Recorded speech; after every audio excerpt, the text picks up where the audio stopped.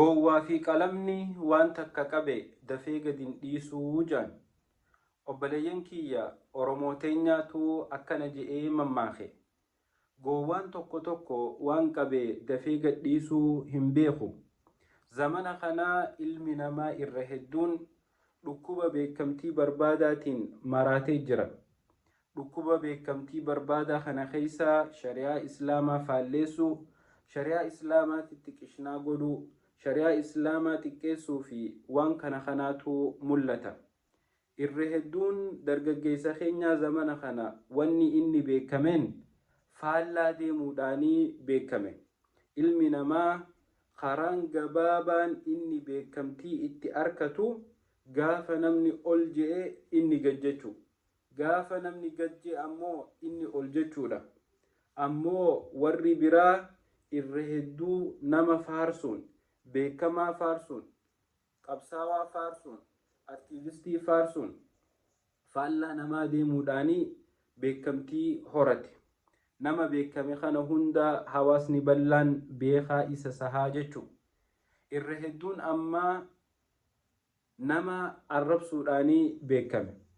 Karaan laafaan beekamsa itti barbaadan keessaa gowwaa taatee huccuufirra jiru, waan shari'aa faalleessaa dalaguu, waan safuu hawaasaa cabsu dalaguu, gaafa namni ol je'u ati gajjechuu, gaafa namni gajje'u ati ol jechuudha.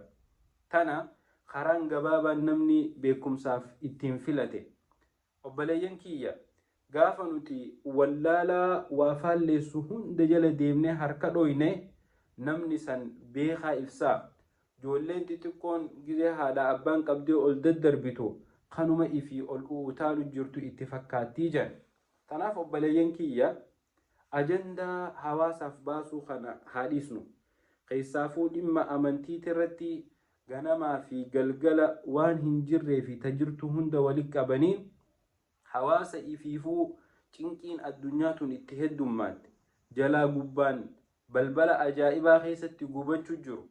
Ajandaa hin taane fidanii jidduutti darbanii hawaasa kana rakkisuun illeen waan hin malle. Ajandaa hawaasaaf baasanii beekamtii barbaadu, hawaasa walitti naqu, hawaasa wal afaan buusu, obboleeyyan wal jaalatu wal lolchiisu ifi mana duuba ta'anii hoflu. Obboleeyyan kiyya wanti akkanaatiin beekamtiin dhuftu ceerbe haadheeytu. Beekamtii teetirra nagaya hawaasaatu dursa. Na arkaa na qabaa na gadhiisaa tee dura nagaya hawaasaatu dursa. Rabbii keessan sodaadha. Dhukkubni beekamtii kuni gaafa tokko bakka hin taane si dhaabuu ta'a obboleessa kiyya obboleetiitii. Hawaasa walitti buustee amantii islaamaa faalleessitee safuu hawaasaa cabsitee beekamtiin ati barbaaddu takka illeenuu hin jirtu obboleessa kiyya. Yoo namni hundi olii gad qabee si alanfachaa oole waan gaarii miti. Tanaaf dargaggoonni keenya tasgabbaawaa waan gootan beekumsaan godha.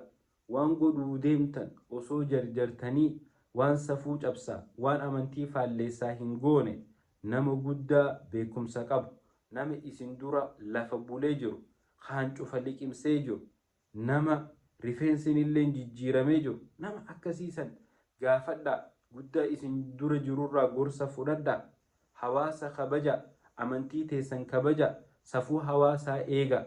Rabbi nu haa sattaru obboleeyyan kiyya. Ammoo akka gowwaa fi qalama waan qabe gadhiisuun hin beeynetti yeroo hunda waanuma takka qabnee hawaasa jeequu kana haa dhaabnu. Rabbi subhaanahu wa ta'aalaa nu haa qaceelchu. Ilma namaati nu hundi ni dogongorra. Warra dogongora ifiitirraa baratee waa sirreeffatee fuulduratti deemu Rabbi nu haa godhu obboleeyyan kiyya. Rabbi subhaanahu wa ta'aalaa addunyaa akhiratti jiruu gaarii nu haa jiraachisu.